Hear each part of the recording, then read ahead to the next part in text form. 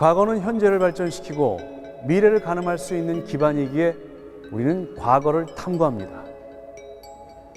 그 옛날 한반도의 주인이었던 공룡이라면 더욱 가치 있는 연구 과제가 되겠죠. 공룡 연구에 평생을 바친 한국공룡연구센터 허민 소장을 만나봅니다.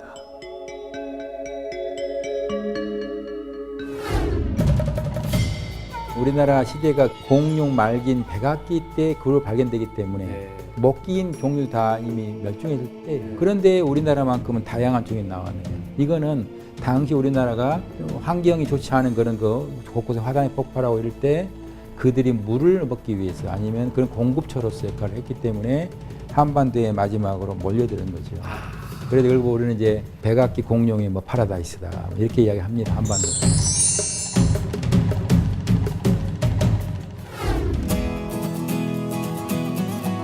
싱그러운 젊음이 머무는 캠퍼스. 25년째 전남대 지질학과에 재직 중인 허민 교수는 학생들을 가르치는 교육자로, 공룡을 연구하는 학자로 분주한 일상을 보내고 있는데요. 어려서부터 사물에 대한 관심이 가득했고 자연을 탐구하고픈 호기심이 남달랐던 그는 타고난 학자이자 모험가입니다. 아유, 반갑습니다, 선생님. 예, 안녕하세요. 네. 아니, 그런데 허민 선생님께서는 이 자연과학에 수많은 학문들이 있고 분야가 있는데 공룡을 연구하는 고생물학, 고지질학에 관심을 갖게 되셨나요? 91년에 전남대 교수로 부임을 하고 주로 학생들이 야외 실습 장소 그때 해남 우왕리가 많이 갔었어요. 네. 워낙 좋은 퇴적층이고 그런데 학생들하고 이제 야외 실습을 하면서 항상 보니까 이 발자국 이상이 있어요. 근데 이게 이제 이건 분명 흔적이다 해가지고 몇 군데를 이렇게 쭉 찾아내가지고 사진 찍고 해가면서 당시에 이제 뭐 세계적인 그 학자가 이제 그 미국의 콜로라도 대학교의 마틴 라클리 교수인데 이제 그분한테 이걸 이제 편지를 보냈죠. 그랬더니 이거 공룡 발자국이 맞대요. 네. 그래서 이제 그렇게 해서 좀 하다가 그냥 덮어뒀어요. 근데 제가 94년부터 95년 내가 영국 웰리 대학에 가 있었거든요. 네. 거기서 이제 마틴 라클리도 미국의 교수지만 거기 영국 웰 출신이에요. 그 와가지고 같이 서로 일을 하고 말하다 보니까 그러면 영국에서 좀 이제 공룡을 좀 공부를 더 해보자 해가지고 하면서 이제 그때부터 이제 더 관심이 됐고 귀국을 해가지고 95년도에 다시 해남을 갔더니 네. 화석이 있는 곳이 빨간색 페인트로 쭉 쳐져 있더라고요. 그래서 이유를 알아본즉 여기는 이제 농업 용수로 쓰겠다 큰 저수지를 만든 거예요. 거기다가 하나의 그 댐을 막아가지고 네. 그래서 여기가 여기 우왕리 쪽은 다 이 커팅 라인이에요. 당시에 전남 도지사가 허경만 지사님이 있었어요. 네. 바로 연락을 드렸습니다. 그래서 여기가 중요한 게 있는데 알고 보니까 농업 용수를 한다 그러는데 이걸 좀 어떻게 바꿔주세요. 그랬더니 뭘로 어떻게 바꿔야 되냐고. 그래서 뭐가 나오는데. 네. 그래서 이제 공룡입니다. 그러니까 공룡이 뭐냐고. 그래서 생각난 게 뭐냐면 그 당시에 전라남도가 굴뚝 없는 산업이라 해가지고 네. 관광을 막 그때 유치할 때예요. 네. 그래서 공룡은 전 세계 어린이들뿐만 아니라 전 세계 사람이 좋아하는 하나의 요소이고 공룡을 가지고 뭔가를 만들면 이거는 정말 큰 관광산의 메카 될 것이다라고 말씀드렸죠. 그래서 전라남도 해남군이 이제 돈을 투여해서 그게 발굴이 들어가면 되는 것이니까 그때부터 이제 저의 이제 그 학문의 전기가 바꿔져 버린 거죠.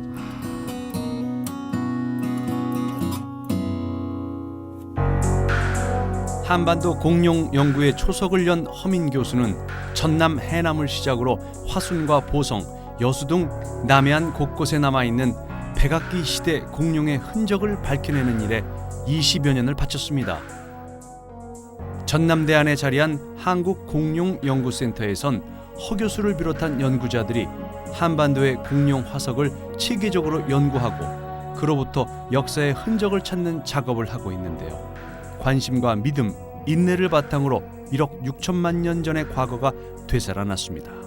아, 이렇게 우리나라에도 공룡이 많이 살고 있었다는 게 여기 오니까 정말 실감이 납니다. 그러세요? 예. 자, 한국공룡연구센터는 뭐 하는 곳이고, 네, 어떤 일들을 여기서 주로 하시는지 좀 알려주십시오. 한국에 있는 공룡 화석지를 찾아서 네. 가서 발굴하고 발굴된 것들을 교육기관에 전시하게 만들고 네. 그걸 가지고 이제 학술 논문을 만들어 가지고 전 세계에 우리나라 화석지의 우수성을 학술 가치를 알리는 그런 일을 한과 동시에 문화재라든가 그다음에 천연기념물을 보존하도록 노력해주고 협력하는 네. 일종의 그런 기관이죠. 그렇군요. 우리가 왜 이렇게 공룡을 연구를 해야 되고 공룡에 대해서 왜 알아야 되는지. 1억 6천만 년 동안 지구를 지배했던 우리 인간이 지금 뭐 300만 년도 안 되는 인간의 삶이라면 네.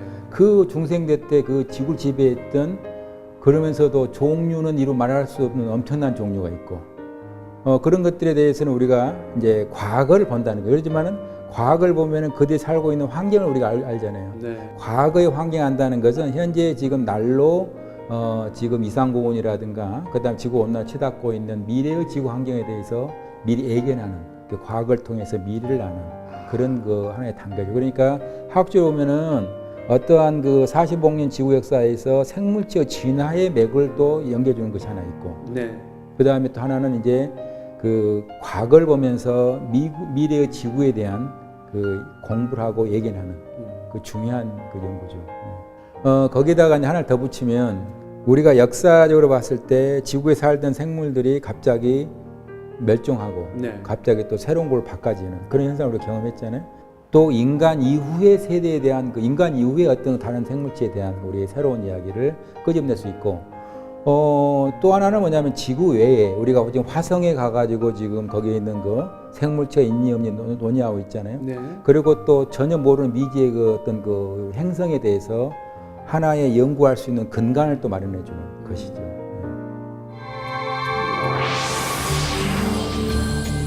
공룡 멸종의 원인을 알아내 과거 지구 환경의 실마리를 풀고 싶었던 허민 교수의 집념은 한반도에선 흔치 않은 공룡의 뼈 화석을 발굴 복원해냈습니다. 무려 7년간의 노력 끝에 지난 2010년 공개된 이 공룡 화석은 코리아노사우루스 보성 엔시스라는 학명으로 전 세계 공룡 연구자들의 주목을 받았죠.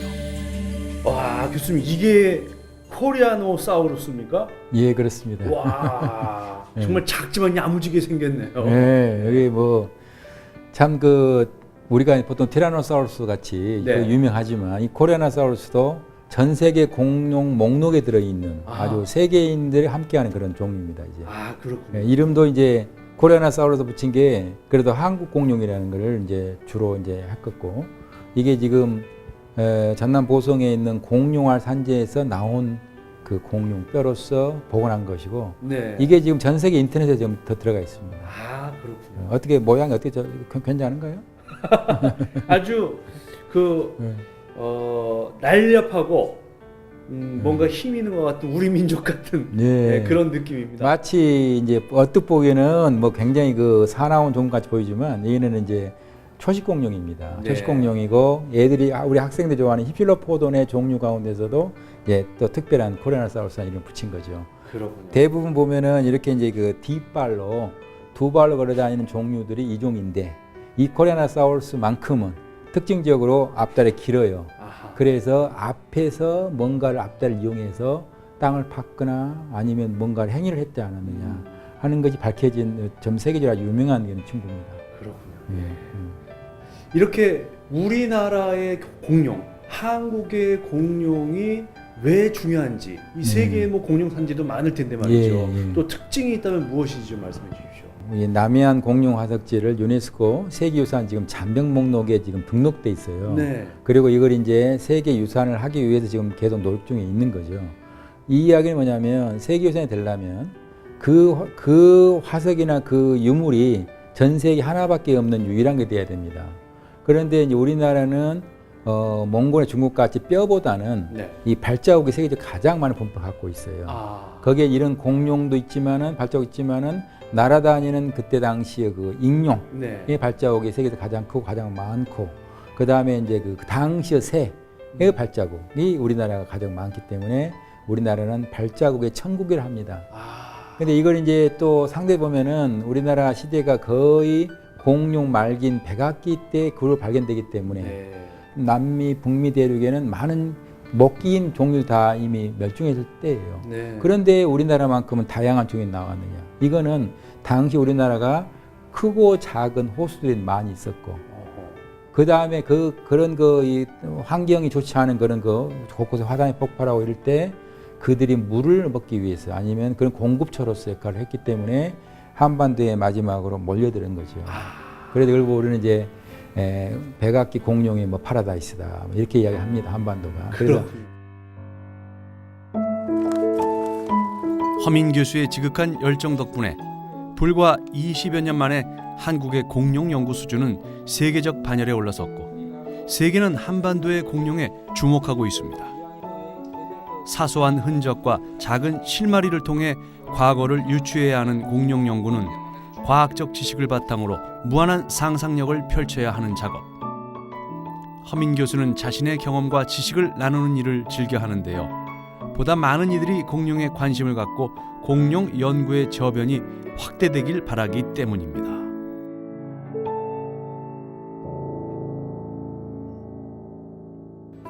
교수님께서 지금 공룡과 함께 하신 세월이 30년입니다. 예. 돌아보시니까 좀 아쉬운 점이 있다 이런 건 없으신가요? 아쉬운 점도 있죠. 아쉬운 많죠. 많은데 이제 그 박물관들을 많이 지어놨는데 실질적으로 박물관에 그 학예사, 큐레이터의 전공자들이 너무 적게 뽑고 없어요. 네.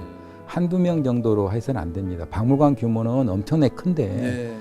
그러니까 이거는 반드시 우리가 그 규모에 맞는 현재 해남이든 뭐 고성이든 지금 보성도 있고 목포 자연사업 이런 박물관들이 그 정도 사이즈면요. 지질 전문가, 화석 전문가는 최소한 3명, 4명 있어야 돼요. 네.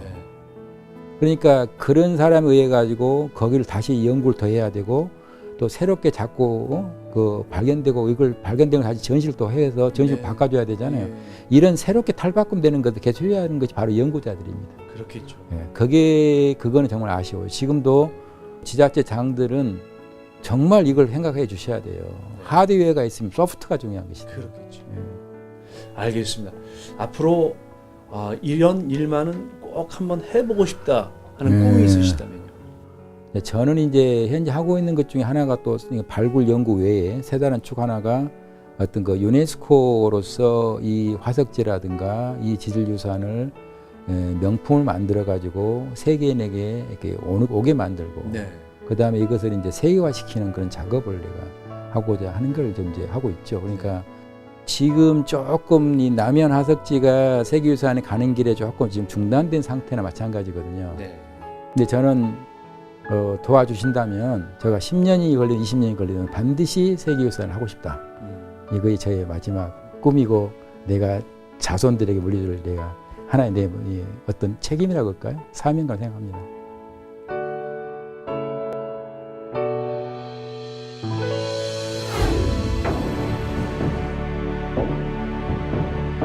지식의 기반 위에 인내와 믿음 그리고 무한한 상상력을 더해 과거를 되살려낸 공룡학자 허민.